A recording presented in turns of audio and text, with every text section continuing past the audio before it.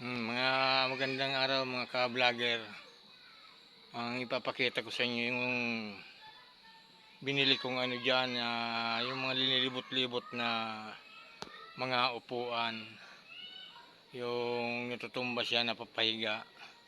Yung parang tupo ka na, relax ka. Papakita ko sa inyo ngayon. Yan siya.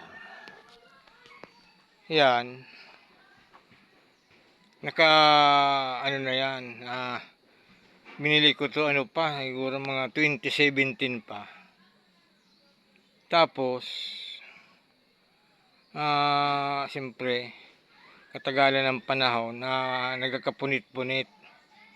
Ang original niya na yung upuan, yung buo, yung parang nakaano talaga siya. Siyempre katagal ng panahon nasira.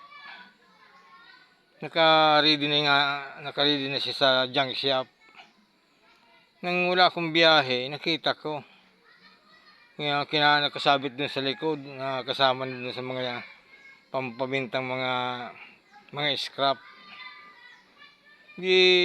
Nang makita ko, palibasa wala akong biyahe, kinuha ko. Ginunting ko yung dating upuan niya. Tapos, bumili ako ng net na yung pang-ano ng isda. Dinobli ko siya para makapal.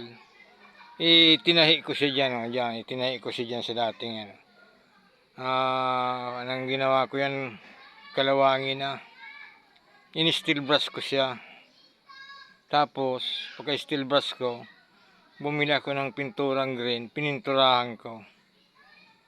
Tapos bumili ako ng yung net na yan, dinobli ko siya. Nasa ano lang naman yan 2 metro. Dinobli ko eksakto siya. Tapos bumili ako ng pantay na yung nylon na maliit lang. Kaya nakatahi siya dito sa gilid na to. Yan. Hindi ko na to pinakita yung mga yan, mga DIY na gawa ko lang. Yan. Ngayon, napakinabangan na naman siya. Kahit upuan-upuan ko yan ngayon. Pag kayo matyaga, kailangan yung wala naman kayong ginagawa, kailangan yung may mga ayusin sa bahay nyo.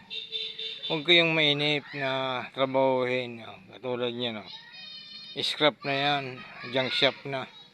Napakinabangan pa, bumili lang ako ng net.